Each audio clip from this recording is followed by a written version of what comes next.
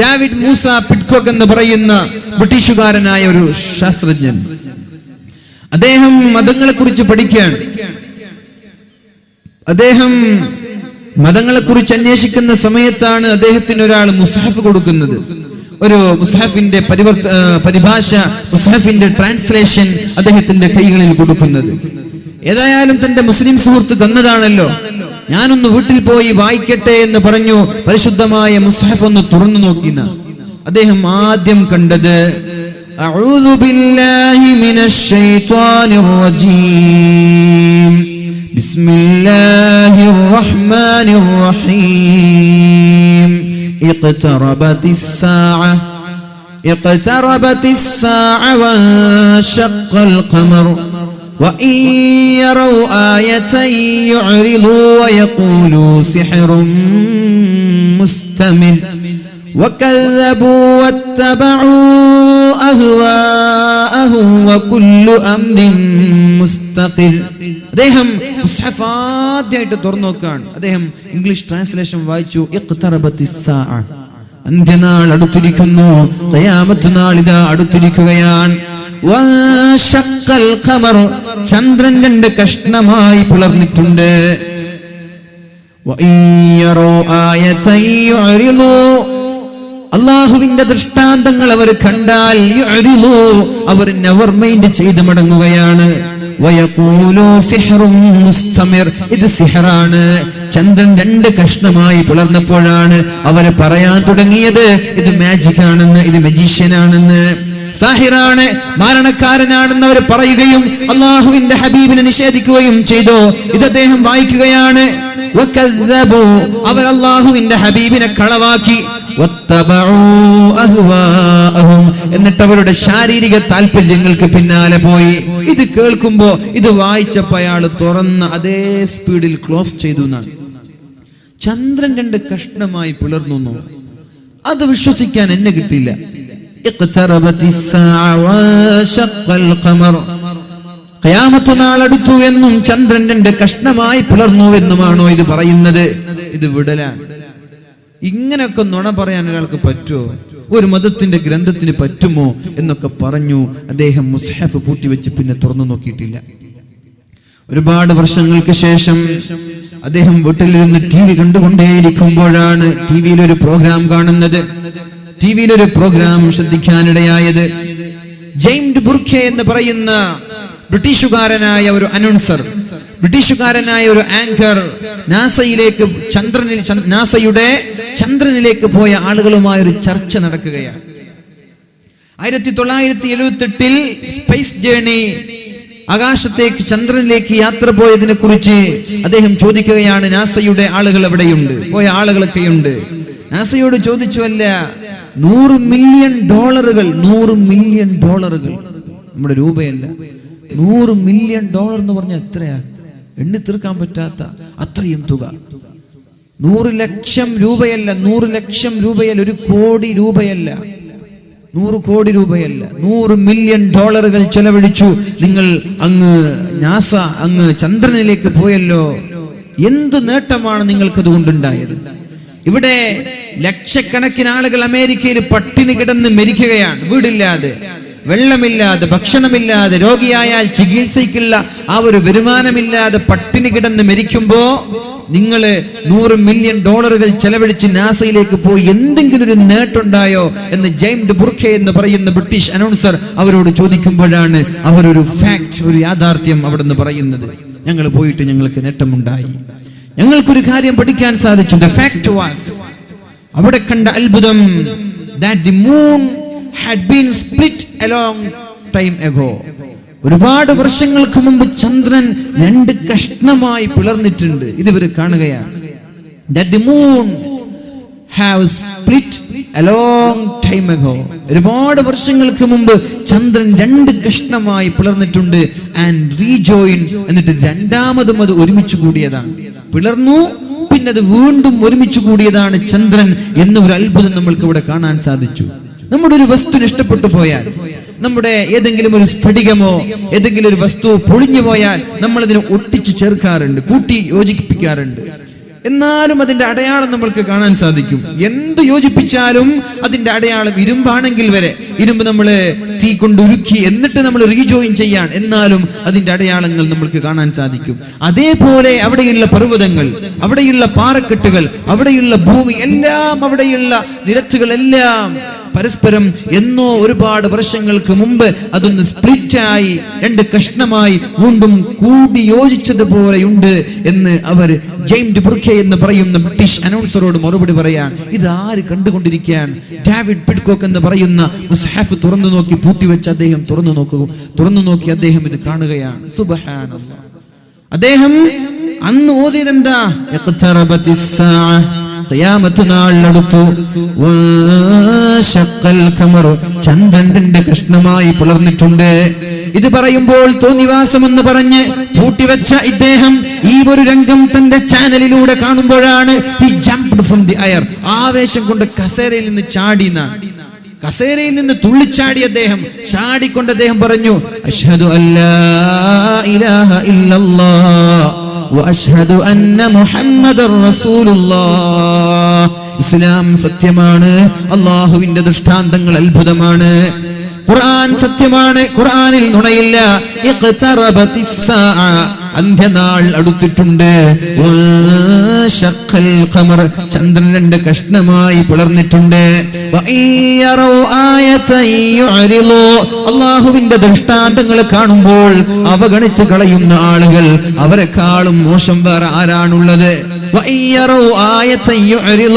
അല്ലാഹുവിന്റെ അത്ഭുതങ്ങൾ കാണുമ്പോൾ അവർ അവഗണിച്ച് കളയുകയാണ്. അവരിൽ ഞാനും പെടണോ? അല്ലാഹുവിന്റെ അത്ഭുതം തന്റെ കണ്ണുകൊണ്ട് കാണുകയാണ് എന്ന് പറഞ്ഞുകൊണ്ട് ഇസ്ലാമിലേക്ക് കടന്നു വന്നു. അദ്ദേഹത്തിന്റെ പേര് ഡേവിഡ് മൂസ പിഡ്കോക്ക്. അദ്ദേഹത്തിന്റെ ആദ്യത്തെ പേര് ഡേവിഡ് പിഡ്കോക്ക് എന്നായിരുന്നു, പിന്നെ ഡേവിഡ് മൂസ പിഡ്കോക്ക് എന്നാക്കി മാറ്റിയെന്നാണ്. അപ്പൊ നമ്മൾക്ക് ഇതൊക്കെ കേൾക്കുമ്പോൾ എന്താണ് വേണ്ടത്? നമ്മുടെ ഈമാൻ വർദ്ധിക്കണം. മഹാന്മാരായ സ്വഹാബാക്കളുടെ കാലത്ത് എന്തത്ഭുതങ്ങൾ പറഞ്ഞു കൊടുക്കുമ്പോഴും അവരത് കണ്ടിട്ടില്ല. വേറെ അത്ഭുതമുണ്ടല്ലോ, بسم ربك الذي خلق الإنسان من علق اقرأ وربك الأكرم الذي علم بالقلم. പരിശുദ്ധ റസൂലുള്ളാഹി സ്വല്ലല്ലാഹു അലൈഹി വസല്ലം തങ്ങളുടെ അടുത്തേക്ക് ജിബ്രീൽ അലൈഹിസ്സലാം ഹിറാ ഗുഹയിലേക്ക് വന്നുകൊണ്ട് പരിശുദ്ധമായ സൂറത്തിറക്കി കൊടുക്കുകയാണ്. ആദ്യത്തെ സൂറത്തിറക്കി കൊടുക്കുകയാണ്. ഇഖ്റാ നബിയെ താങ്കളോദണം, ഇഖ്റാ നബിയെ താങ്കളോദണം. ബിസ്മി റബ്ബിക്കല്ലദീ ഖലഖ്, താങ്കളെ സൃഷ്ടിച്ച താങ്കളുടെ നാഥന്റെ നാമത്തിൽ ഓദണം നബിയെ. ഖലഖൽ ഇൻസാന മിൻ അലഖ്, മനുഷ്യന്മാരെ രക്തക്കട്ടയിൽ നിന്ന് സൃഷ്ടിച്ച നിന്റെ നാഥന്റെ പേരിൽ ഓതണമെന്ന് അല്ലാഹു റബ്ബ് സുബ്ഹാനഹു വ തആല അല്ലാഹുവിന്റെ ഹബീബിന് പറഞ്ഞു കൊടുത്തു. ഹബീബ് അത് സ്വഹാബാക്കൾക്ക് പറഞ്ഞു കൊടുത്തു. സ്വഹാബാക്കൾ ചോദിച്ചോ, നബിയേ ഇത് സത്യമാണോ എന്ന്? ഹൃദയത്തിന്റെ, നമ്മുടെ ഉമ്മമാരുടെ ഗർഭപാത്രത്തിന്റെ അകത്തളങ്ങളിൽ മറഞ്ഞു നിൽക്കുന്ന യാഥാർത്ഥ്യങ്ങൾ ഒരു എക്സ്റേയുടെയോ സ്കാനിങ്ങിന്റെയോ ആവശ്യമില്ലാതെ സ്വഹാബാക്കൾക്ക് പറഞ്ഞു കൊടുക്കുമ്പോ സ്വഹാബാക്കൾ ഇത് നുണയാണെന്ന് പറഞ്ഞ് നെവർ മൈൻഡ് ചെയ്തോ? ഇത് കളവാണെന്ന് പറഞ്ഞ് അവഗണിച്ചു കളഞ്ഞോ? ഇല്ല, അവരത് വിശ്വസിച്ചു. സമിഅനാ വഅതഅനാ, നബിയെ ഞങ്ങളിതാ വിശ്വസിക്കുന്നു നബിയെ, ഞങ്ങൾ അംഗീകരിക്കുന്നു നബിയെ.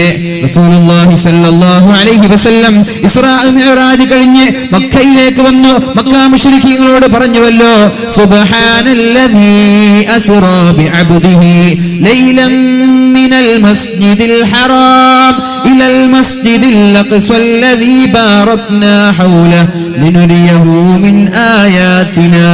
തന്റെ ദാസനെ കൊണ്ട് അല്ലാഹു റബ്ബ് സുബ്ഹാനഹു വ തആല മസ്ജിദുൽ ഹറാമിൽ നിന്ന് മസ്ജിദുൽ അഖ്സയിലേക്ക് കൊണ്ടുപോയി. ലിനുരിയഹു മിൻ ആയാതിനാ, എന്റെ ദൃഷ്ടാന്തങ്ങൾ കാണിച്ചു കൊടുക്കാനാണ് ഞാൻ കൊണ്ടുപോയത്. നിമിഷ നേരങ്ങൾ കൊണ്ട് മസ്ജിദുൽ അഖ്സയിൽ ചെന്നു, അല്ലാഹുവിന്റെ അടുത്തേക്ക് ചെന്നു. ഖാബ ഖൗസൈനി വ അദ്നാ, അല്ലാഹുവിനോട് സംസാരിച്ചു. വീണ്ടും മക്കയിലേക്ക് വന്നു. മക്ക മുശ്രിക്കീങ്ങളോട് കാര്യങ്ങൾ പറയുമ്പോഴാണ് അബൂജഹലും കൂട്ടരും പരിഹസിക്കാൻ തുടങ്ങിയത്. മുഹമ്മദ് ഇത് വേറെ ആരോടെങ്കിലും പറഞ്ഞേക്ക്, ഞങ്ങളോട് പറയല്ല. നിന്റെ നുണ വിശ്വസിക്കാൻ എന്നെ കിട്ടില്ല, നിന്റെ കളവുകൾ വിശ്വസിക്കാൻ എന്നെ കിട്ടില്ല. 40 ദിവസത്തെ ദൈർഘ്യമുള്ള മസ്ജിദുൽ അഖ്സയിലേക്ക് രാത്രിയുടെ അല്പനിമിഷം കൊണ്ട് നിങ്ങൾ യാത്ര ചെയ്തുവെന്നോ? അവർ അത്ഭുതപ്പെട്ടു, അവർ വിശ്വസിച്ചില്ല. നേരെ ചെന്നത് സിദ്ദീഖ് തങ്ങളുടെ അടുത്തേക്കാണ്. സിദ്ദീഖേ, നിങ്ങളുടെ ചങ്ങാതി എന്തൊക്കെ പറയാൻ തുടങ്ങിയിട്ടുണ്ട്. നിങ്ങളുടെ ചങ്ങാതി എന്തൊക്കെയോ പറയാൻ തുടങ്ങിയിട്ടുണ്ട്. എന്താണ് പറഞ്ഞത്? സുബ്ഹാൻ, അല്ലാഹു അത്ര പരിശുദ്ധനാണ്.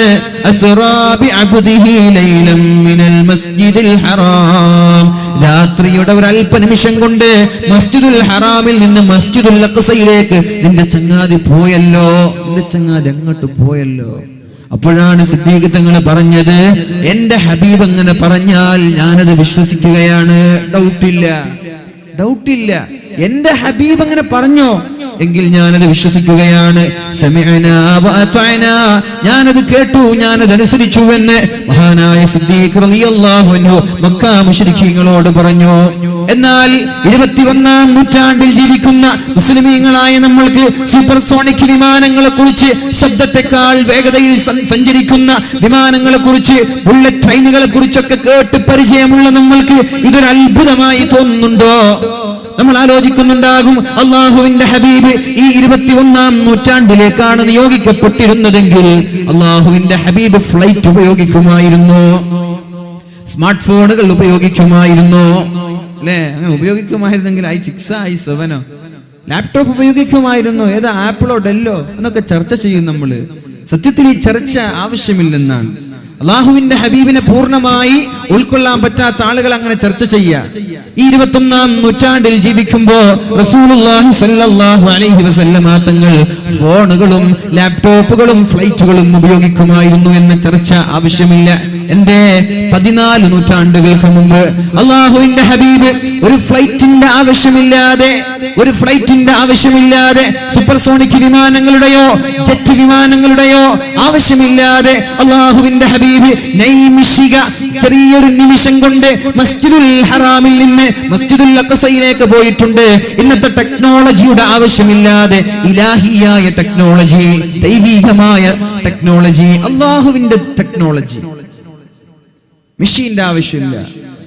മെഷീനിന്റെയോ ഇൻസ്ട്രുമെന്റ്സിന്റെയോ വിമാനങ്ങളുടെയോ ഒന്നും ആവശ്യമില്ലാതെ അള്ളാഹുവിന്റെ ഇലാഹിയായ ദൈവീകമായ സാങ്കേതിക വിദ്യ കൊണ്ട് ഈ ഫ്ലൈറ്റിനേക്കാളും വേഗതയിൽ അള്ളാഹുവിന്റെ ഹബീബ് സഞ്ചരിച്ചിട്ടുണ്ട്. അപ്പൊ നമ്മളിപ്പോ ആലോചിക്കുക, ഈ സമയത്ത് അള്ളാഹുവിന്റെ ഹബീബ് ഫ്ലൈറ്റിൽ സഞ്ചരിക്കോ? അതിന്റെ ആവശ്യമില്ല. എന്തേ? 14 നൂറ്റാണ്ട് മുമ്പ് തന്നെ ഇതിനേക്കാളും വേഗത്തിൽ അള്ളാഹുവിന്റെ ഹബീബ് സഞ്ചരിച്ചിട്ടുണ്ട്. പിന്നെ ചോദിക്കുകയാണ്, സ്മാർട്ട് ഫോണുകൾ ഉപയോഗിക്കുമോ? അങ്ങനെയാണെങ്കിൽ സാംസങ് ആണോ, ഐഫോൺ ആണോ, ആപ്പിൾ ആണോ എന്ന ചർച്ച അതും വൃഥാവിലാണ്. എന്തേ?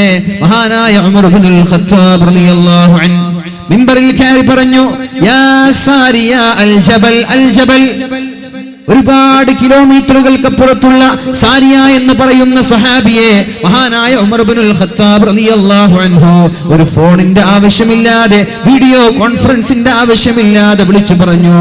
സാരിയ എന്ന് പറയുന്ന സ്വഹാബി യുദ്ധം ചെയ്തുകൊണ്ടിരിക്കുകയാണ്. പെട്ടെന്നാണ് ഒരു ശബ്ദം കേൾക്കുന്നത്, യാ സാരിയ അൽ ജബൽ അൽ ജബൽ, സാരിയ ആ ഒരു പർവ്വതം ശ്രദ്ധിക്കണേ. നോക്കുമ്പോഴേക്കും പർവ്വതത്തിന്റെ പിന്നാലെ ആക്രമിക്കാൻ വേണ്ടി ഒരു സൈന്യം കടന്നു വരുന്നുണ്ട്. പെട്ടെന്ന് മാറി നിന്നു. ആ സൈന്യത്തിന്റെ അക്രമങ്ങളിൽ നിന്ന് രക്ഷപ്പെട്ടത് തലനാരിഴയ്ക്കാണ്. എങ്ങനെയാണ് രക്ഷപ്പെട്ടത്? 1000 കിലോമീറ്ററുകൾക്കപ്പുറത്തുള്ള മഹാനായ ഉമർ തങ്ങൾ വിളിച്ചു പറഞ്ഞതാണ്. അവിടെ ഫോണുകൾ ഉപയോഗിച്ചിട്ടുണ്ടോ?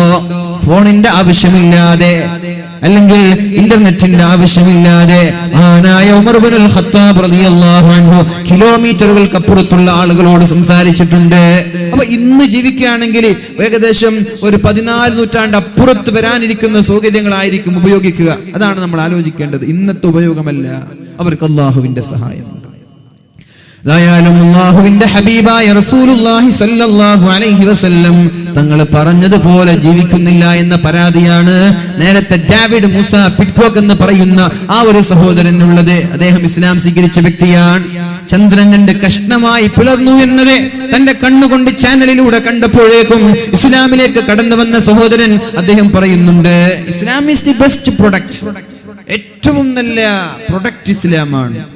പക്ഷേ in the hands of waste dealer, മോശക്കാരായ ആളുകളാണിത് ഡീൽ ചെയ്യുന്നത്.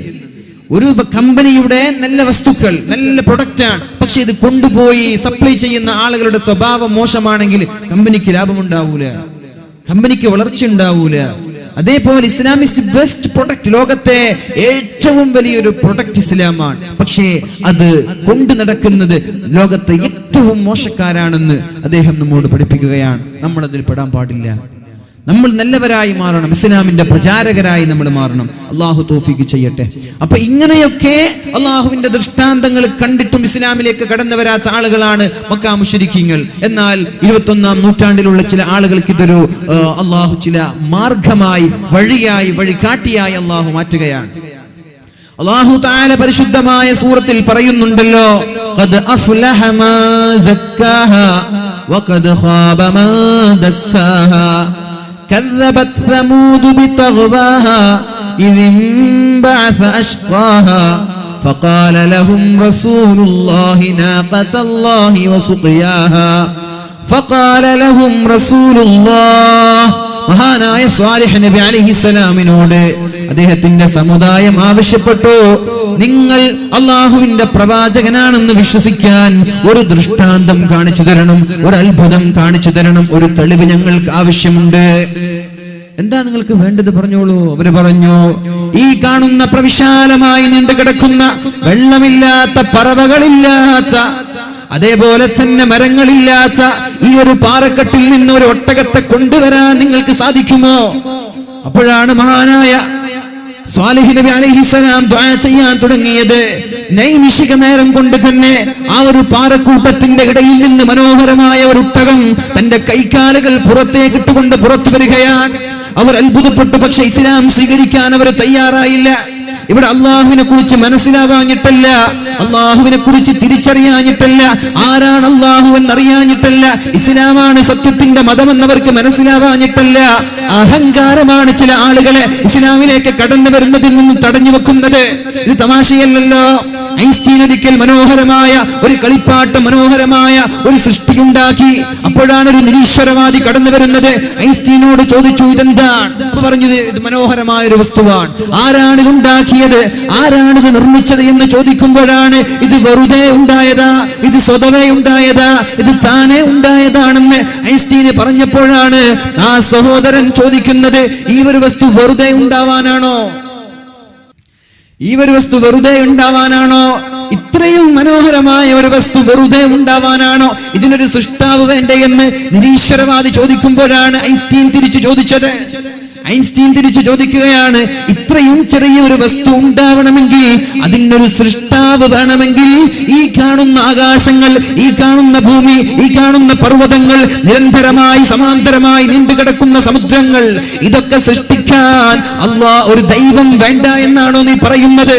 ഇത്രയും ചെറിയ ഒരു മൈക്ക് നിർമ്മിക്കാൻ ഒരാൾ വേണമെങ്കിൽ, ഇത്രയും ചെറിയൊരു മൊബൈൽ ഫോൺ നിർമ്മിക്കാൻ ഒരാൾ വേണമെങ്കിൽ താനേ അത് ഉണ്ടാവില്ലെങ്കിൽ ഈ കാണുന്ന പ്രപഞ്ചവും കടാഹങ്ങളും അത് വെറുതെ ഉണ്ടായി എന്ന് പറയുന്നത് ശരിയാണോ എന്ന് നിരീശ്വരവാദിയോട് തിരിച്ചു ചോദിച്ച സംഭവമുണ്ട്. ആളുകൾക്കറിയാഞ്ഞിട്ടല്ല. ഡോക്ടർമാര് പഠിക്കുന്ന ആളുകൾ, അത് പഠിപ്പിക്കുന്ന അധ്യാപകർ, ബയോളജി പഠിപ്പിക്കുന്നവർ, കെമിസ്ട്രി പഠിപ്പിക്കുന്നവർ, ഫിസിക്സ് പഠിപ്പിക്കുന്നവർ, അവർക്കറിയാഞ്ഞിട്ടല്ല ഇങ്ങനെ ഒരു റബ്ബുണ്ട് എന്ന്. എന്നാൽ എല്ലാം പഠിപ്പിച്ചു കൊടുത്ത് ആരാണിത് സൃഷ്ടിച്ചത് എന്നവരെ പഠിപ്പിക്കൂല, ആരാണിത് സൃഷ്ടിച്ചത് എന്ന് പഠിപ്പിക്കൂല. ഡാർവിന്റെ സിദ്ധാന്തമുണ്ടല്ലോ, കുരങ്ങിൽ നിന്നാണ് മനുഷ്യനുണ്ടായത് എന്ന മുറികെട്ട സംസ്കാരം. ഏറ്റവും നീചമായ, നിന്ദ്യമായ ആളുകൾ കണ്ടാൽ ആളുകൾ വളരെ നിസ്സാരത്തോടെ പരിഹസിക്കുന്ന ഒരു മൃഗത്തിൽ നിന്നാണ് മനുഷ്യനുണ്ടായത് എന്ന് ഡാർവിനെ പോലെയുള്ള ദജ്ജാലികൾ, കള്ളന്മാര് പറഞ്ഞു പരത്തുമ്പോ എന്റെ ആളുകൾക്ക് ഇത് തിരിച്ചറിയാഞ്ഞിട്ടാണോ ഇത് കളവാണെന്ന്, ഇത് നുണയാണെന്ന്? അല്ലാഹു റബ്ബ് സുബ്ഹാനഹു വ തആല ഡാർവിന്റെ സിദ്ധാന്തങ്ങളെയൊക്കെ പൊളിച്ചടക്കുന്നുണ്ടല്ലോ. അതൊക്കെ കളവാണ്, അതൊക്കെ നുണയാണ് എന്ന് അല്ലാഹു റബ്ബ് സുബ്ഹാനഹു വ തആല വ്യത്യസ്തമായ ആയത്തുകളിലൂടെ പറഞ്ഞു തരുന്നുണ്ട് നമ്മൾക്കൊക്കെ. എന്താണ് അല്ലാഹു പറയുന്നത്? സനുരീഹിം ആയാതിനാ ഫിൽ ആഫാഖ്, ഞാൻ ജനങ്ങൾക്ക് ലോകത്തുള്ള സകലമാന സ്ഥലങ്ങളിലും, ലോകത്തിന്റെ ചക്രവാളങ്ങളിലും, ലോകത്തിന്റെ സകലമാന സ്ഥലങ്ങളിലും ദൃഷ്ടാന്തങ്ങൾ ശേഷം കാണിച്ചു കൊടുക്കും. സനുരീഹിം ആയാതിനാ, എന്റെ ദൃഷ്ടാന്തങ്ങൾ ഞാൻ കാണിച്ചു കൊടുക്കാൻ പോവുകയാണ്. വഫീ അൻഫുസിഹിം, അവരുടെ ശരീരത്തിലും ഞാൻ ദൃഷ്ടാന്തങ്ങൾ കാണിച്ചു കൊടുക്കും. ലോകത്ത് മാത്രമല്ല, വെറും സമുദ്രം മാത്രമല്ല, പർവ്വതങ്ങൾ മാത്രമല്ല, അവരുടെ ശരീരത്തിലും ചില ദൃഷ്ടാന്തങ്ങളുണ്ട്. എന്താണ് ദൃഷ്ടാന്തം? ഹത്താ യതബയ്യന ലഹും അന്നഹുൽ ഹഖ്. അല്ലാഹുവാണ് സത്യം, അല്ലാഹുവാണ് ദൈവം, അല്ലാഹു ഏകനാണ് എന്ന് തിരിച്ചറിയുന്ന രീതിയിൽ ഞാൻ അവർക്ക് ദൃഷ്ടാന്തങ്ങൾ ഓരോന്നോരോന്നായി ഞാൻ കാണിച്ചു കൊടുക്കും. അവലം യക്ഫി ബിറബ്ബിക്. ഇതുപോലെ അവർക്ക് തിരിച്ചറിയാനും മനസ്സിലാക്കുവാനും ഇതുപോലെ. അങ്ങനെ ഒരുപാട് ദൃഷ്ടാന്തങ്ങൾ ഞാൻ അവർക്ക് കാണിച്ചു കൊടുക്കുന്നുണ്ട്. എന്നിട്ടാണ് മനുഷ്യന്റെ സൃഷ്ടിപ്പിനെ കുറിച്ച് അല്ലാഹു പറയുന്നത്. ഡാർവിൻ പറഞ്ഞതുപോലെ, ലോകം കണ്ട ഏറ്റവും നുണയനായ ഡാർവിന്റെ എവല്യൂഷൻ തിയറി പറയുന്നത് പോലെ അല്ലാഹു പറയുകയാണ്, അങ്ങനെയല്ല മനുഷ്യനെ ഞാൻ സൃഷ്ടിച്ചത്. വമിൻ ആയാതിഹി, എന്റെ ദൃഷ്ടാന്തത്തിൽ പെട്ടതാണ്, അൻ ഖലഖകും, ഞാൻ നിങ്ങളെ സൃഷ്ടിച്ചു, മിൻ തുറാബ്, മണ്ണിൽ നിന്ന് ഞാൻ നിങ്ങളെ സൃഷ്ടിച്ചു. നിങ്ങളുടെ പ്രപിതാവായ, നിങ്ങളുടെ പൂർവ്വപിതാവായ, ലോകത്തുള്ള മനുഷ്യന്മാരുടെ ഉപ്പാപ്പയായ ആദം നബി അലൈഹിസ്സലാമിനെ സൃഷ്ടിച്ചത് ഞാൻ മണ്ണിൽ നിന്നാണ്. മിൻ തുറാബ്, മണ്ണിൽ നിന്ന് ഞാൻ സൃഷ്ടിച്ചു. പിന്നെ നിങ്ങളെ മനുഷ്യരാക്കി മാറ്റി. 40 വർഷമാണ് മഹാനായ ആദം നബി അലൈഹിസ്സലാമിനെ ഭൂമിയിലുള്ള വ്യത്യസ്തമായ സ്ഥലങ്ങളിൽ ചെന്ന് വ്യത്യസ്തമായ മണ്ണുകൾ കൊണ്ടുവന്ന് മനുഷ്യരൂപമാക്കി അല്ലാഹു അവിടെ വെച്ചത്. മലക്കുകൾ അതുവഴി നടന്നു പോകുമായിരുന്നു, ഇബ്ലീസ് അതുവഴി നടന്നു പോകുമായിരുന്നു. ഇങ്ങനെ ഒരു മനുഷ്യന്റെ കോലം കാണുമ്പോ മലക്കുകൾക്ക് പേടിയുണ്ടായിരുന്നു, ആരാണിത്, എന്തിനാണിത് എന്നൊക്കെ. ഇബ്ലീസിനും പേടിയുണ്ടായിരുന്നു. ഏറ്റവും കൂടുതൽ പേടിച്ചത് ഇബ്ലീസാണ്. ഇബ്ലീസ് ഇടയ്ക്കിടെ അടിക്കുമായിരുന്നു. അടിക്കുമ്പോഴാണ് അതിൽ നിന്ന് ഉണങ്ങിയ മണ്ണിന്റെ ശബ്ദം കേൾക്കുന്നത്. അങ്ങനെ ഒരു ദിവസം ഇബ്ലീസ് പറയുകയാണ്, മലക്കുകളോട് പറയുകയാണ്, നിങ്ങൾ പേടിക്കേണ്ട, നിങ്ങൾ ഈ ശരീരം കണ്ടിട്ടോ, ഈ ഒരു സൃഷ്ടി കണ്ടിട്ടോ നിങ്ങൾ ഭയപ്പെടേണ്ട ആവശ്യമില്ല. ഉടനെ തന്നെ ആ ഒരു സൃഷ്ടിയുടെ വായയിലൂടെ ഇബ്ലീസ് അകത്തേക്ക് കടന്നു പിൻദ്വാരത്തിലൂടെ പുറത്തു വന്നു. എന്നിട്ട് മലക്കുകളോട് പറഞ്ഞു, ഇന്നല്ലാഹ സമദുൻ, അല്ലാഹു നിരാശ്രയനാണ്. എന്നാൽ ഈ കാണുന്ന സൃഷ്ടിയുണ്ടല്ലോ, അത് അജ്വഫുൻ, അത് ഉള്ളുപൊള്ളയാണ്. അല്ലാഹു എന്നെങ്കിലും എനിക്ക് പടച്ചവനായ റബ്ബ് എന്നെങ്കിലും ഈ സൃഷ്ടിയെ കീഴ്പ്പെടുത്താൻ, ഈ സൃഷ്ടിയെ ഇല്ലായ്മ ചെയ്യാൻ, ഈ സൃഷ്ടിയെ നശിപ്പിക്കാൻ എനിക്ക് അവസരം തന്നാൽ ഞാൻ ഇയാളെ ഏറ്റെടുത്തോളാം എന്ന് ഇബ്ലീസ് അല്ലാഹു തആല മഹാനായ ആദം നബി അലൈഹിസ്സലാമിന് റൂഹ് നൽകുന്നതിന് മുമ്പ് തന്നെ പറഞ്ഞിട്ടുണ്ട്. പിന്നെയാണ് ഇബ്ലീസ് ആദ്യം മനുഷ്യനെ പിഴപ്പിക്കാൻ തുടങ്ങിയത്. അപ്പൊ ആദ്യം സൃഷ്ടിച്ചത് മിൻ തുറാബ്, മണ്ണിൽ നിന്ന് ആദം നബി അലൈഹിസ്സലാമിനെ സൃഷ്ടിച്ചു എന്ന് പറഞ്ഞുകൊണ്ട് അല്ലാഹു റബ്ബ് സുബ്ഹാനഹു വ തആല കുരങ്ങിൽ നിന്നാണ് മനുഷ്യൻ ആയി മാറിയത് എന്ന ആശയത്തെ പൊളിച്ചെടുക്കുകയാണ്. എന്നാൽ പിന്നെ ഡാർവിൻ ഇങ്ങനെ പറയാമായിരുന്നു, ഒരു മനുഷ്യൻ കുരങ്ങനായി മാറുമെന്ന് പറഞ്ഞാൽ കുഴപ്പമില്ലായിരുന്നു അല്ലെ. അവസാന കാലം വരുമ്പോ മനുഷ്യന്മാരെ കുരങ്ങന്മാരായി മാറ്റും. അവരുടെ കോലം അല്ലാഹു മനുഷ്യരിൽ നിന്ന് വ്യത്യസ്തമായ മൃഗങ്ങളായി, കല്ലുകളായി, വ്യത്യസ്തമായ രൂപങ്ങളായി അല്ലാഹു മറിക്കുമെന്ന പരിശുദ്ധമായ ഒരുപാട് ഹദീസുകളുണ്ട്. അങ്ങനെ പറഞ്ഞാൽ കുഴപ്പമില്ലായിരുന്നു. പക്ഷേ എന്താ പറഞ്ഞത് മനുഷ്യൻ കുരങ്ങിൽ നിന്നാണ് ഉണ്ടായത്.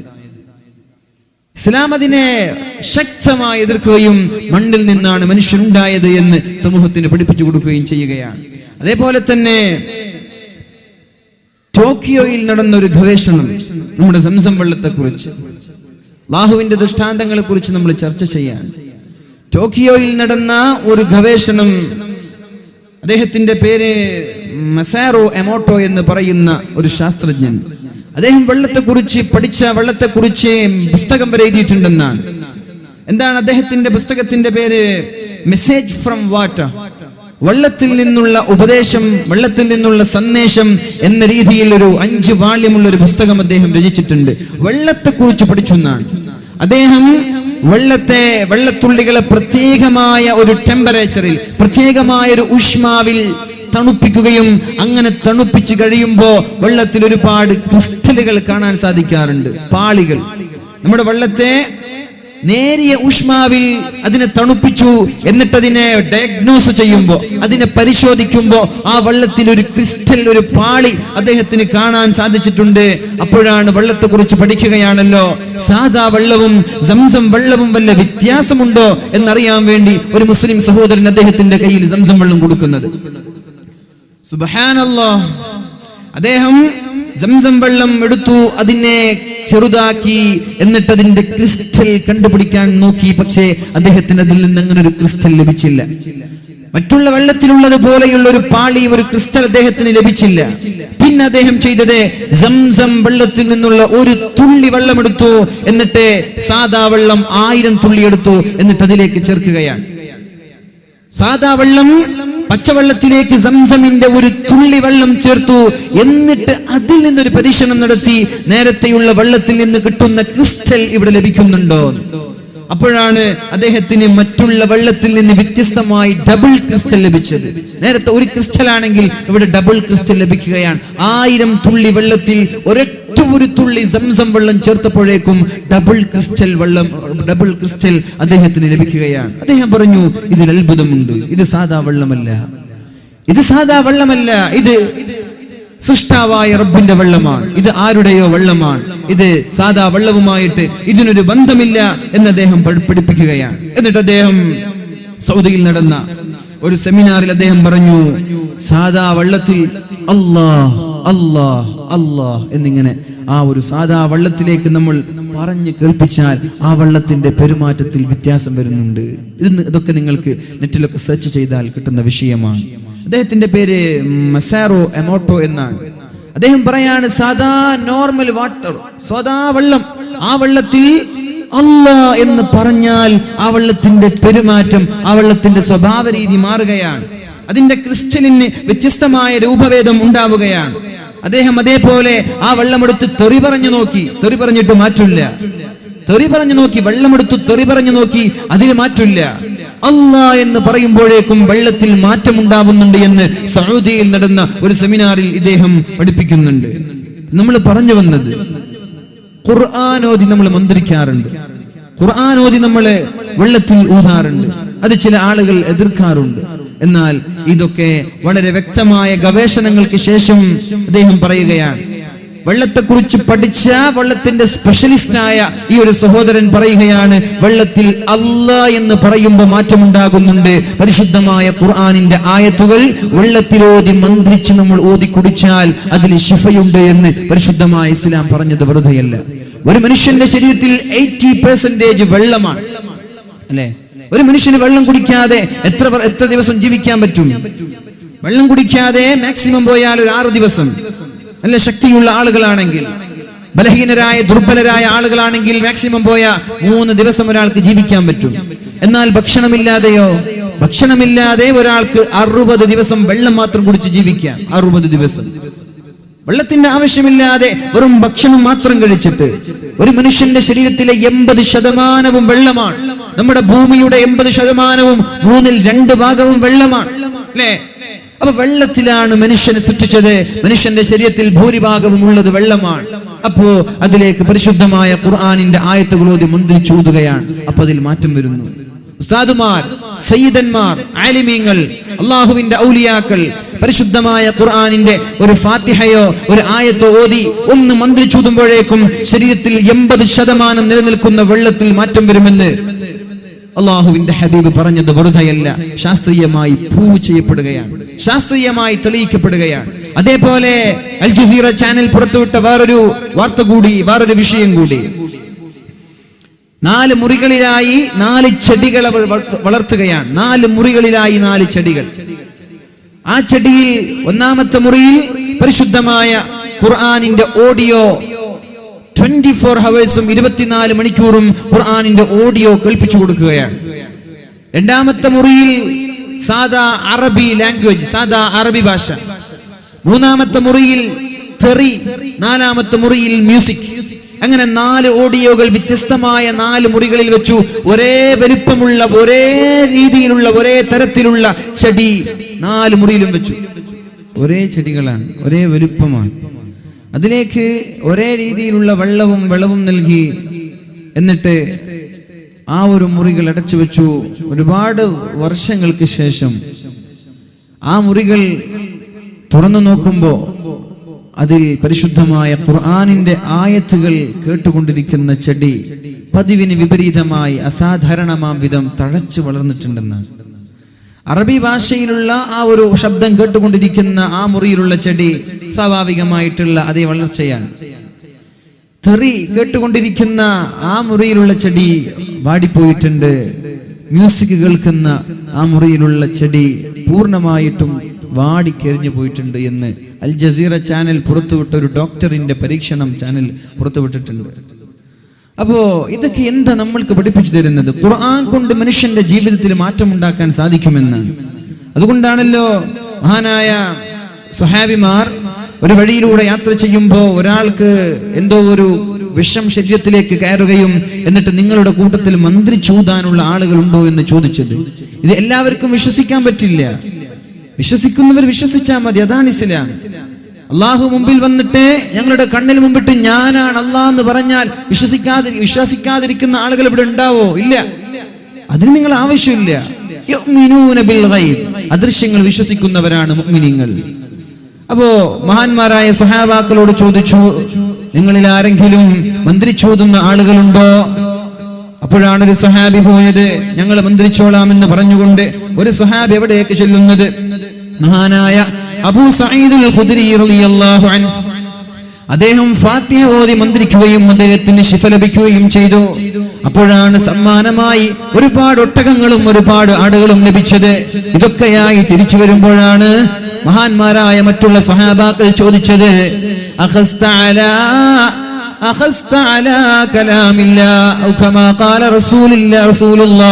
അല്ലാഹുവിന്റെ ഹബീബ് പോയതുപോലെ, ഹബീബ് പറഞ്ഞതുപോലെ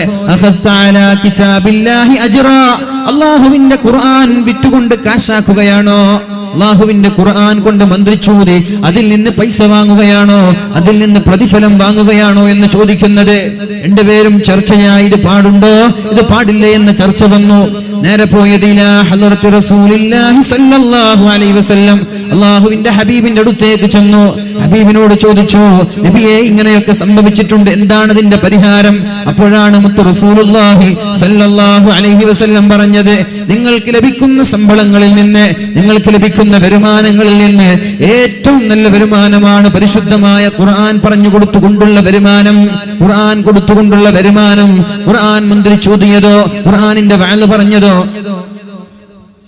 ഖുർആനിന്റെ ക്ലാസ് എടുത്തതോ, അതുമൂലം നിങ്ങൾക്ക് ലഭിക്കുന്ന വരുമാനമാണ് നിങ്ങളുടെ വരുമാനത്തിൽ ഏറ്റവും നല്ലത് എന്ന് മഹാനായ റസൂലുള്ളാഹി സ്വല്ലല്ലാഹു അലൈഹി വസല്ലം സ്വഹാബാക്കളോട് പറഞ്ഞു കൊടുക്കുകയാണ്. അതുകൊണ്ട് എന്തെങ്കിലും അസുഖം വരുമ്പോഴേക്കും ഹോസ്പിറ്റലിലേക്കൊക്കെ ഓടുന്നതിന് മുമ്പ് അലൈക്കും ബിശിഫായിൻ, നിങ്ങൾക്ക് 2 ശിഫ ഉണ്ട്, 2 ശമനമുണ്ട്. ശ്രദ്ധിക്കണേ, ഓരോ ഉമ്മമാരും ഉപ്പമാരും ശ്രദ്ധിക്കണേ. മക്കൾക്ക് എന്തെങ്കിലും അസുഖം വരുമ്പോ, മക്കൾക്ക് എന്തെങ്കിലും രോഗം വരുമ്പോ ഓട്ടോറിക്ഷ പിടിച്ചോ കാറ് പിടിച്ചോ ഹോസ്പിറ്റലിലേക്ക് പോകുന്നതിന് മുമ്പ്, പോകണ്ട എന്നല്ല, പോകുന്നതിന് മുമ്പ് അലൈക്കും ബിശിഫായിൻ,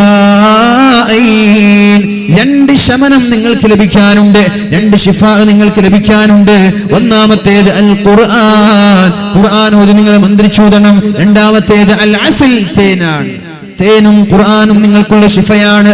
അതുപോലെ തന്നെ സംസം ലിമാ ശുരിബല, എന്തിനാണോ സംസം വെള്ളം കുടിക്കുന്നത് അവന്റെ ആ ഹലാലായ ഉദ്ദേശങ്ങൾ അല്ലാഹു പൂർത്തീകരിച്ചു കൊടുക്കുമെന്നും മുഹമ്മദ് റസൂലുള്ളാഹി സ്വല്ലല്ലാഹു അലൈഹി വസല്ലം സാദുൽ മഅദ് എന്ന ഗ്രന്ഥത്തിൽ നമ്മൾക്ക് കാണാൻ സാധിക്കുന്നുണ്ട്. എന്തെങ്കിലും ഒരു അസുഖം വന്നാൽ 11 തവണ പരിശുദ്ധമായ സൂറത്തുൽ ഫാത്തിഹ ഓതണം. 11 തവണ സൂറത്തുൽ ഫാത്തിഹ ഓതണം. സൂറത്തുൽ ഫാത്തിഹ ഓതിയ ശേഷം ഒന്ന് തലയിലേക്കോ ശരീരത്തിലേക്കോ മന്ത്രിച്ചൂതിയാൽ ശിഫാഉം മിൻ കുല്ലി ദാ, അവന്റെ എല്ലാ അസുഖങ്ങൾക്കും അത് ശിഫ ലഭിക്കാൻ കാരണമാകുമെന്ന് മഹാനായ പണ്ഡിതൻ സാദുൽ മഅദിൽ പറയുന്നുണ്ട്. അതുകൊണ്ട് എന്തെങ്കിലും ഒരു അസുഖം വരുമ്പോ ആദ്യമായി ഒരു 11 തവണ സൂറത്തുൽ ഫാത്തിഹ വിശ്വാസത്തോടെ വളരെ ഭംഗിയായി ഓതിക്കൊണ്ട് നമ്മുടെ മക്കളുടെ തലയിലോ, നമ്മുടെ ഭാര്യമാരുടെ, നമ്മുടെ കുടുംബങ്ങളുടെ ജ്യേഷ്ഠാനുജന്മാരുടെ തലയിലോ ഒന്ന് ഓതി നോക്കുക. അല്ലാഹു ശിഫ നൽകുമെന്നാണ് പറഞ്ഞത്. പരിശുദ്ധമായ ഖുർആനിൽ ശിഫയുണ്ടെന്നാണ്. അതാണ് ഖുർആൻ. ഖുർആനിന്റെ വാക്കുകൾ കൊണ്ട് വെള്ളത്തിൽ മാറ്റമുണ്ടാകും. അതേപോലെ സംസം വെള്ളത്തിൽ മാറ്റമുണ്ട്, തേനിൽ മാറ്റമുണ്ട്. ഇതൊക്കെ അല്ലാഹുവിന്റെ ഹബീബ് സല്ലല്ലാഹു അലൈഹി വസല്ലം പറഞ്ഞത് ഇന്നിവിടെ തെളിവ് സഹിതം നമ്മുടെ മുമ്പിലേക്ക് കൊണ്ടുവരപ്പെടുകയാണ്. അല്ലാഹുവിന്റെ ഹബീബിന്റെ സഹാബാക്കൾക്ക് ഇതൊക്കെ തെളിയിക്കാൻ സാധിച്ചില്ലെങ്കിലും ഇന്ന് 21-ാം നൂറ്റാണ്ടിലുള്ള നമ്മൾക്കൊക്കെ ശാസ്ത്രീയമായി തെളിയിക്കപ്പെട്ട് നമ്മുടെ കണ്ണുകൊണ്ട് കാണുമ്പോ ഇന്നമൽ മുഅ്മിനൂനല്ലദീന ഇദാ ദുകിറല്ലാഹ്, അല്ലാഹുവിനെ കുറിച്ച് പറയപ്പെടുമ്പോ വജിലത് ഖുലൂബുഹും നമ്മുടെ ഹൃദയങ്ങൾ കിടുകിടാ വിറക്കണമെന്നും വഇദാ തുലിയത് അലൈഹിം ആയാതുഹു അല്ലാഹുവിന്റെ ദൃഷ്ടാന്തങ്ങൾ പറയപ്പെടുമ്പോൾ സാദതുഹും ഈമാനാ നമ്മുടെ ഈമാൻ വർദ്ധിക്കണമെന്ന് പരിശുദ്ധമായ ഖുർആൻ പറഞ്ഞത് വെറുതെയല്ല. കാറ്റ് സ്റ്റീവൻ എന്ന് പറയുന്ന യൂസുഫുൽ ഇസ്ലാം ഒരു മുസ്ലിം രാജ്യത്തിലേക്ക് കടന്നു ചെന്നപ്പോഴാണ് അദ്ദേഹം പോപ്പ് ഗായകനാണ്, പാട്ടുപാടി നടക്കുന്ന മ്യൂസിക്കുകളിൽ അഡിക്റ്റായി മാറിയ ഒരു ചെറുപ്പക്കാരനായിരുന്നു അദ്ദേഹം. ഒരു മുസ്ലിം രാഷ്ട്രത്തിലേക്ക് ചെന്നു. അപ്പോഴാണ് അവിടെ നിന്ന് ബാങ്കിന്റെ ശബ്ദം കേൾക്കുന്നത്. ആദ്യമായി ബാങ്ക് കേൾക്കുകയാണ്. ആദ്യമായി ബാങ്ക് കേട്ടപ്പോൾ അദ്ദേഹം ചോദിച്ചു, വാട്ട് ഈസ് ദിസ്? ഇതെന്താണ്? എന്ത് ശബ്ദമാണിത്? അപ്പൊ പറഞ്ഞു, മ്യൂസിക് ഫോർ ഗോഡ്. ഇത് അള്ളാഹുവിന്റെ മ്യൂസിക്കാണ്. പാട്ടുകാരോട് അങ്ങനെയല്ല പറയാൻ പറ്റൂ. പാട്ടുകാരനായതുകൊണ്ട്, മ്യൂസിക്കിന്റെ ആളായതുകൊണ്ട്, പോപ്പ് ഗായകനായതുകൊണ്ട് അദ്ദേഹത്തോട് പറഞ്ഞു, മ്യൂസിക് ഫോർ ഗോഡ്, ഇത് ദൈവത്തിന്റെ മ്യൂസിക്കാണ്. മ്യൂസിക് ഫോർ ഗോഡ്, ദൈവത്തിനൊരു മ്യൂസിക് ഉണ്ടോ? ദൈവത്തിനും ഒരു മ്യൂസിക് ഉണ്ടോ എന്ന് അദ്ദേഹം തിരിച്ചു ചോദിച്ചു എന്നാണ്. അന്നു മുതൽ ആ ഒരു ബാങ്കിന്റെ ശബ്ദം കേട്ടപ്പോഴേക്കും അദ്ദേഹത്തിന്റെ ജീവിതത്തിൽ ചെറിയൊരു പരിവർത്തനം ഉണ്ടാവാൻ തുടങ്ങിയെന്നാണ്. അങ്ങനെ 1977 കാലിഫോർണിയയിൽ അദ്ദേഹം ഒരു സ്വിമ്മിംഗ് പൂളിൽ കുളിച്ചുകൊണ്ടിരിക്കുമ്പോ അദ്ദേഹം മുങ്ങാനിരിക്കുകയാണ്. അദ്ദേഹം എന്തോ അശ്രദ്ധ മൂലമോ എന്തോ ഒരു ശക്തി ക്ഷയിച്ചു പോയത് മൂലമോ അദ്ദേഹം മുങ്ങി മരിക്കാനിരിക്കുമ്പോഴാണ് നേരത്തെ മ്യൂസിക് ഫോർ ഗോഡ് എന്ന് പറഞ്ഞത് അദ്ദേഹം ഓർക്കുന്നത്. ദൈവത്തിന്റെ ഒരു മ്യൂസിക് ഉണ്ട്, അങ്ങനെ ഒരു ദൈവമുണ്ടോ എന്നൊരു ചിന്ത അദ്ദേഹത്തിന്റെ മനസ്സിലേക്ക് കടന്നു വരുന്നത്. അദ്ദേഹം മുങ്ങാനിരിക്കുന്ന സമയത്താണ് പറഞ്ഞത്, ഓ മൈ ഗോഡ്, എന്റെ ദൈവമേ, if you save me I will serve U. ഈ മുങ്ങി മരിക്കാനിരിക്കുന്ന എന്നെ, ഈ വെള്ളത്തിൽ മരിക്കാനിരിക്കുന്ന എന്നെ, മുങ്ങിത്താഴുന്ന എന്നെ നീ രക്ഷപ്പെടുത്തിയാൽ ഞാൻ നിനക്ക് വേണ്ടി സേവനം ചെയ്യാം, നിനക്ക് വേണ്ടി ദഅവത്ത് ചെയ്യാം, നിന്റെ മതത്തിന്റെ പ്രചാരകനായി ഞാൻ മാറാമെന്ന് മുങ്ങിക്കൊണ്ടിരിക്കുക അദ്ദേഹം ഉറക്കെ വിളിച്ചു പറഞ്ഞു. എന്തോ ഒരു അത്ഭുതം, എന്തോ ഒരു അത്ഭുതം അദ്ദേഹം തന്നെ പറയുകയാണ്. എന്തോ ഒരു അത്ഭുതം, ആരോ എന്നെ രക്ഷപ്പെടുത്തി. മുങ്ങി മരിക്കാനിരിക്കുന്ന എന്നെ തലനാരിഴയ്ക്ക് എന്തോ ഒരു അദൃശ്യ ശക്തി വന്നുകൊണ്ട് എന്നെ രക്ഷപ്പെടുത്തി. ഞാൻ ഏതായാലും പറഞ്ഞുവല്ലോ, ഏതായാലും ഞാനൊരു വാക്ക് കൊടുത്തുവല്ലോ, ഈ മുങ്ങി മരിക്കുന്ന ഈ ഒരു സംഭവത്തിൽ നിന്ന് എന്നെ രക്ഷപ്പെടുത്തിയാൽ ഞാൻ മുസ്ലിമാകാമെന്ന്, എന്നിട്ട് നിനക്ക് വേണ്ടി സേവനം ചെയ്യാമെന്ന്. ഉടനെ തന്നെ അദ്ദേഹം പറഞ്ഞു, അശ്ഹദു അല്ലാ ഇലാഹ ഇല്ലല്ലാഹ് വ അശ്ഹദു അന്ന മുഹമ്മദർ റസൂലുള്ളാഹ്. കാറ്റ് സ്റ്റീവൻ എന്ന് പറയുന്ന വ്യക്തി യൂസുഫുൽ ഇസ്ലാമായി മാറിയത്, ഇസ്ലാമിന്റെ പ്രചാരകനായി മാറിയത് അങ്ങനെയാണ്. അങ്ങനെ ഓരോ ദൃഷ്ടാന്തങ്ങൾ ഒരുപക്ഷേ ബാങ്കിന്റെ ശബ്ദം കേൾക്കുമ്പോഴായിരിക്കും ആളുകളിലേക്ക് മാറ്റം ലഭിക്കുന്നത്. പരിശുദ്ധമായ ഖുർആൻ പറയുന്നുണ്ടല്ലോ, വതറൽ ജിബാല, നിങ്ങൾ പർവ്വതങ്ങളെ കാണുന്നുണ്ടല്ലോ, തഹ്സബുഹാ ജാമിദ, പർവ്വതങ്ങളെല്ലാം ഉറച്ച പാറ പോലെ നിൽക്കുന്നത് നിങ്ങൾക്ക് കാണുന്നുണ്ടല്ലോ. വതറൽ ജിബാല തഹ്സബുഹാ ജാമിദ, പർവ്വതങ്ങളെ നിങ്ങൾ കാണുമ്പോ അത് ഉറച്ച പാറയെ പോലെ അനങ്ങാതെ ഉറച്ച സ്റ്റേണായി നിൽക്കുന്നത് നിങ്ങൾക്ക് കാണുന്നുണ്ടല്ലോ. പക്ഷേ അത് ഉറച്ചു നിൽക്കുന്നില്ല. വഹിയ തമുറു മർറസ് സഹാബ്, അത് മേഘങ്ങളെ പോലെ സഞ്ചരിക്കുന്നുണ്ട് എന്ന് 1400 വർഷങ്ങൾക്ക് മുമ്പ് അല്ലാഹുവിന്റെ ഹബീബ് സ്വഹാബാക്കളോട് പറഞ്ഞു കൊടുക്കുമ്പോ സ്വഹാബാക്കൾ ഒരാളും ചോദിച്ചില്ല, നബിയേ, ഞങ്ങൾക്ക് പർവ്വതം ചലിക്കുന്നത് കാണുന്നില്ലല്ലോ, ഞങ്ങളുടെ പള്ളിയുടെ മുമ്പിലാണല്ലോ ഉഹദ് മലയുള്ളത്. അങ്ങനെ ഒരുപാട് മലകൾ കണ്ട് ശീലിച്ച ഞങ്ങൾക്ക് ഒരു മല പോലും സഞ്ചരിക്കുന്നത് കണ്ടിട്ടില്ലല്ലോ എന്ന് അല്ലാഹുവിന്റെ സ്വഹാബാക്കൾ അല്ലാഹുവിന്റെ ഹബീബിനോട് ചോദിച്ചില്ല. നബി തങ്ങളോട് അങ്ങനെ ചോദിച്ചോ? ഇല്ല, നബി തങ്ങളോട് ചോദിച്ചില്ല. എന്തേ? സമിഅനാ വ അതഅനാ, ഞങ്ങൾ വിശ്വസിച്ചു നബിയെ, ഞങ്ങൾ അനുസരിച്ചു നബിയെ. എന്നാൽ ഇന്ന് ജീവിക്കുന്ന മുസ്ലിമീങ്ങളായ വിശ്വാസത്തിന്റെ ശക്തി നഷ്ടപ്പെട്ടു പോയ നമ്മൾക്കത് ശാസ്ത്രീയമായി തെളിയിക്കപ്പെടുകയാണ്. വതറൽ ജിബാല തഹ്സബുഹാ ജാമിദ വഹിയ തമുറു മർറസ് സഹാബ്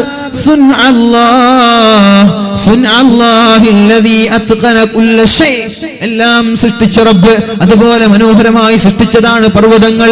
അതെങ്ങനെയാണ് സഞ്ചരിക്കുന്നത്? മേഘങ്ങൾ സഞ്ചരിക്കുന്നത് പോലെ നമ്മുടെ പർവ്വതങ്ങൾ സഞ്ചരിക്കുന്നുണ്ട്. നമ്മൾ ആരെങ്കിലും കണ്ടിട്ടുണ്ടോ പർവ്വതങ്ങൾ സഞ്ചരിക്കുന്നത്? ആരെങ്കിലും കണ്ടിട്ടുണ്ടോ? ഇല്ല. പക്ഷേ അത് സഞ്ചരിക്കുന്നുണ്ടെന്നാണ്.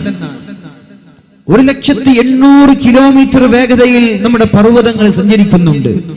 1,800,000 കിലോമീറ്റർ വേഗതയിൽ. നമ്മുടെ കാറ് 120 വേഗതയിലൊക്കെ പോകുമ്പോൾ വൈബ്രേഷൻ വരാൻ.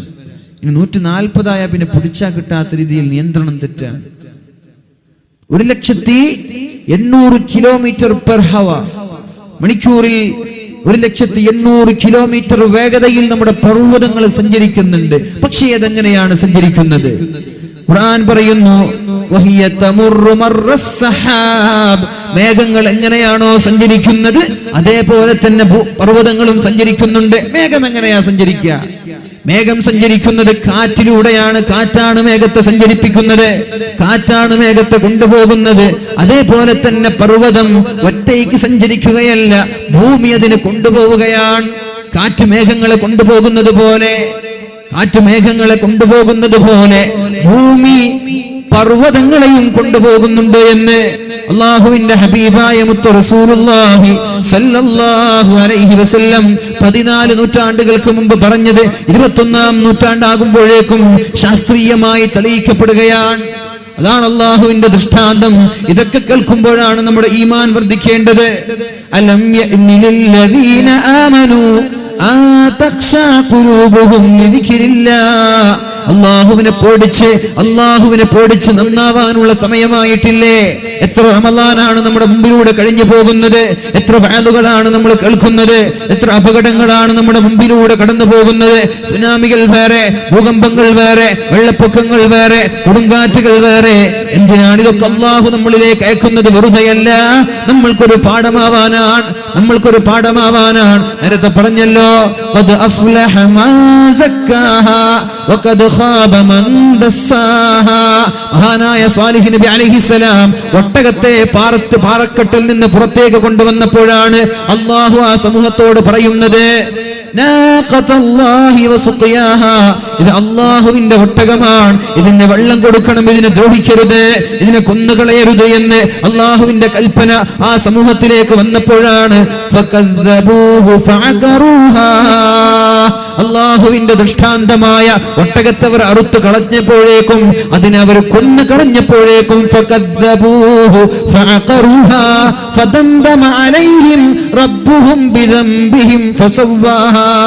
അങ്ങനെ അവർ കൊന്നു കളഞ്ഞപ്പോഴേക്കും അല്ലാഹുവിന്റെ ശിക്ഷ അവരിലേക്ക് ഇറങ്ങാൻ തുടങ്ങി. അല്ലാഹുവിന്റെ ശിക്ഷ കൊണ്ട് ആ സമൂഹത്തെ അല്ലാഹു റബ്ബ് സുബ്ഹാനഹു വ തആല നശിപ്പിച്ചു കളഞ്ഞിരിക്കുകയാണ്. അതുപോലെ തന്നെ നമ്മോടും അല്ലാഹു പറയുകയാണ്, ഓരോ അപകടങ്ങൾ, ഓരോ ദൃഷ്ടാന്തങ്ങൾ നമ്മുടെ മുമ്പിലേക്ക് കടന്നു വരുന്നത് നമ്മളെ പോലെയുള്ള ആളുകളുടെ ഈമാൻ വർദ്ധിക്കാനാണ്. എന്നിട്ടും നന്നാവാൻ നമ്മൾ തയ്യാറായില്ലെങ്കിൽ അല്ലാഹുവിന്റെ അപകടം പതിയിരിക്കുന്നുണ്ട്. അല്ലാഹുവിന്റെ പിടുത്തം അത് ഭയാനകമായ പിടുത്തമാണ്. ഇന്ന ബത്ഷ റബ്ബിക ലശദീദ് ഫലമ്മാ നസൂ മാ ദുക്കിറൂ ഫതഹ്നാ അലൈഹിം അബ്വാബ കുല്ലി ഷൈ. ഞാൻ പറയുന്നത്, എന്റെ സാരോപദേശങ്ങൾ എന്റെ അടിമകൾ മറക്കാൻ തുടങ്ങുമ്പോ, എന്നെ അവർ നെവർ മൈൻഡ് ചെയ്യാൻ തുടങ്ങുമ്പോ, എന്റെ പരിശുദ്ധമായ ഖുർആനിനെ അവർ നെവർ മൈൻഡ് ചെയ്ത് കളയാൻ തുടങ്ങുമ്പോ, ഫലമ്മാ നസൂ മാ ദുക്കിറൂ ഫതഹ്നാ അലൈഹിം അബ്വാബ കുല്ലി ഷൈ. എല്ലാ അനുഗ്രഹങ്ങളുടെ, എല്ലാ സൗകര്യങ്ങളുടെ, സൗഭാഗ്യങ്ങളുടെ പറുദീസകൾ അല്ലാഹു അവർക്ക് തുറന്നു കൊടുക്കും. അനുഗ്രഹങ്ങളുടെ വാതായനങ്ങൾ അല്ലാഹു അവർക്ക് തുറന്നു കൊടുക്കും. ഇതൊക്കെ അവർ ആസ്വദിക്കുവാനും സുഖിക്കാനും തുടങ്ങുമ്പോ അഖദ്നാഹും ബഗ്ത, പെട്ടെന്നൊരു പിടിപിടിക്കും അവരെ.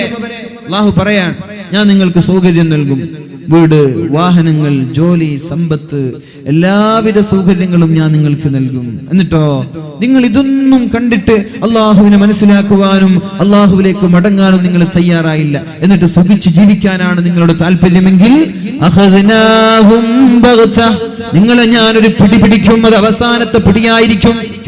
ഇതൊക്കെ മുന്നിൽ നിർത്തിക്കൊണ്ടാണ് ഖുർആൻ ചോദിക്കുന്നത്, അലം യഅ്നിലില്ലദീന ആമനൂ, ഓ സത്യവിശ്വാസികളെ, സത്യവിശ്വാസിനികളെ, നിങ്ങൾക്ക് സമയമായിട്ടില്ലേ?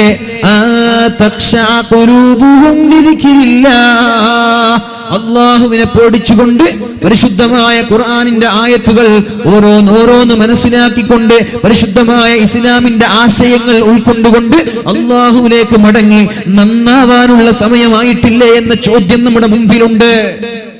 പറയണം നമ്മൾ യാ റബ്ബി വഖദ് ആൻ, അല്ലാഹുവേ എനിക്ക് നന്നാവാനുള്ള സമയമാണ്.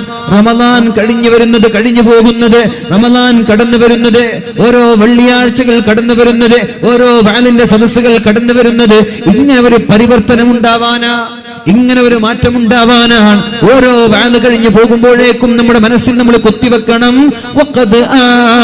അല്ലാഹുവേ എനിക്ക് നന്നാവാനുള്ള സമയമായി, ഞാനിതാ നന്നാവുകയാണെന്ന് പറയാൻ പറ്റണം നമ്മൾക്ക്.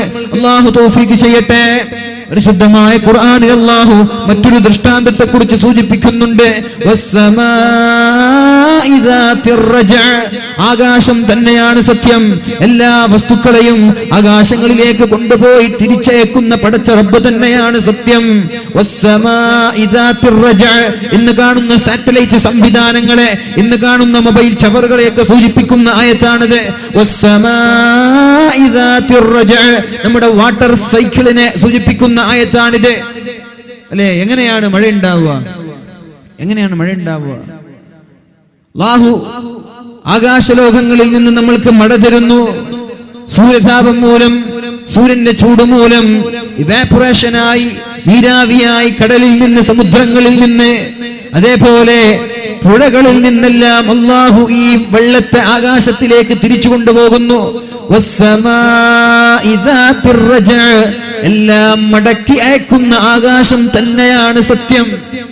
ഇതല്ലേ പറയുന്നത്? ഭൂമിയിൽ നിന്ന് കൊണ്ടുപോയ വെള്ളം ആകാശം ഭൂമിയിലേക്ക് തന്നെ മടക്കി അയക്കുകയാണ്. ഇത് എങ്ങനെ അള്ളാഹുവിന്റെ ഹബീബിന് പറയാൻ സാധിച്ചു? അന്ന് ഇതൊക്കെ കണ്ടുപിടിക്കുന്ന സംവിധാനങ്ങളോ സൗകര്യങ്ങളോ ഉണ്ടോ? ഇല്ലല്ലോ.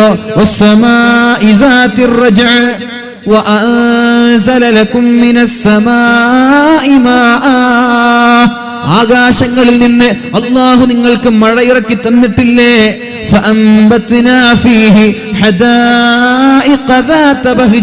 അതിൽ നിന്ന് പൂന്തോട്ടങ്ങളും തോട്ടങ്ങളും അല്ലാഹു മുളപ്പിച്ചില്ലേ?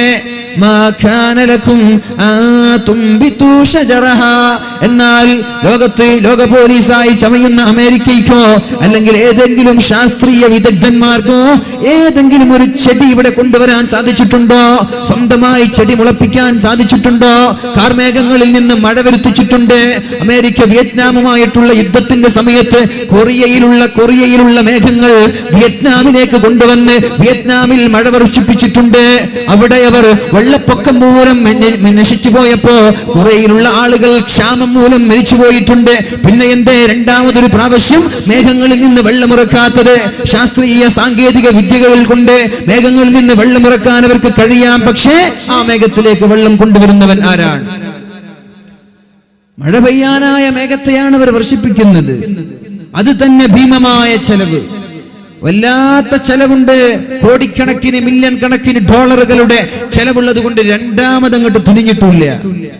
ഇവരിങ്ങനെ മേഘത്തിൽ നിന്ന് മഴ വർഷിപ്പിക്കുന്നത് ശരിയാണ്. എന്നാൽ ഈ സമുദ്രങ്ങളിൽ നിന്ന്, സമുദ്ര നിരപ്പുകളിൽ നിന്ന് വെള്ളത്തെ നീരാവിയായി മേഘങ്ങളിലേക്ക് കൊണ്ടുപോകുവാൻ അവർക്ക് സാധിക്കുമോ? അവിടെ എത്തിക്കുന്നത് അവരല്ലല്ലോ, അത് അല്ലാഹുവല്ലേ. അല്ലാഹു ചെയ്തതിന് ചെറിയൊരു ഇൻസ്ട്രുമെന്റും മെഷീനുകളും ഉപയോഗിച്ചവർ ഇറക്കി എന്നല്ലാതെ വേറെ എന്താണ് സമൂഹം ചെയ്തത്? അതേപോലെ വിത്തുകളിലൂടെ നമ്മൾക്ക് ചെടിയും മരങ്ങളും മുളപ്പിക്കാമെന്നല്ലാതെ സ്വന്തമായി ഒരു വിത്തുണ്ടാക്കാൻ ഇവർക്ക് സാധിക്കുമോ? അല്ലാഹു ചോദിക്കുകയാണ്,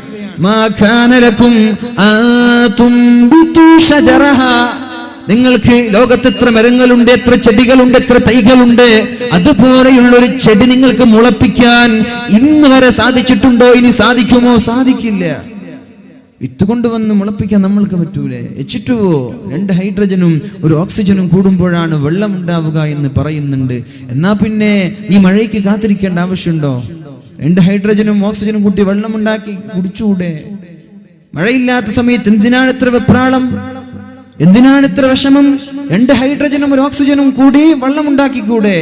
പറ്റൂല, അത് സാധിക്കില്ല. അല്ലാഹു പറയാണ്, وأنزل لكم من السماء ماء فأنبتنا فيه حدائق ذات بهجة ما كان لكم أن تنبتوا شجرها أإله مع الله الله വല്ലാതെ മറ്റൊരു ദൈവമുണ്ടോ? أإله مع الله നിങ്ങൾക്ക് മഴ നൽകുന്ന റബ്ബ്, നിങ്ങൾക്ക് ചെടികളെ മുളപ്പിച്ചു തരുന്ന റബ്ബ്, നിങ്ങൾക്ക് വേണ്ടുന്ന സൗകര്യങ്ങളെല്ലാം തരുന്ന റബ്ബ്. അഇലാഹും മഅല്ലാഹ്, അല്ലാഹുവല്ലാതെ മറ്റൊരു ദൈവമുണ്ടോ? അല്ലാഹുവിന്റെ കൂടെ മറ്റൊരു സൃഷ്ടാവുണ്ടോ? ബൽ അക്സറുഹും ലാ യഅലമൂൻ, ഭൂരിഭാഗം ആളുകളും ഇതൊന്നും മനസ്സിലാക്കുന്നില്ലല്ലോ. എല്ലാവരും ഇന്ന് ലോകത്തെ ജനസംഖ്യ എടുത്തു നോക്കുമ്പോ മുസ്ലിമീങ്ങൾ 4ഓ 5ഓ സ്ഥാനത്താണല്ലോ. എന്തേ? ഭൂരിഭാഗം ആളുകളും മുസ്ലിമീങ്ങളല്ലേ? അല്ലാഹുവല്ലേ മഴയിറക്കുന്നത്, അല്ലാഹുവല്ലേ ഭക്ഷണം തരുന്നത്, അല്ലാഹുവല്ലേ ലോകത്തെ നിയന്ത്രിക്കുന്നത്. അഇലാഹും മഅല്ലാഹ്, അല്ലാഹുവല്ലാത്ത മറ്റൊരു ദൈവമുണ്ടോ? പക്ഷേ ബല്ലക്തറുഹും ലാ യഅലമൂൻ, ലോകത്തുള്ള ഭൂരിഭാഗം ആളുകളും ഇത് മനസ്സിലാക്കുന്നില്ലല്ലോ എന്ന് അല്ലാഹു പരിശുദ്ധമായ ഖുർആനിൽ പഠിപ്പിക്കുകയാണ്.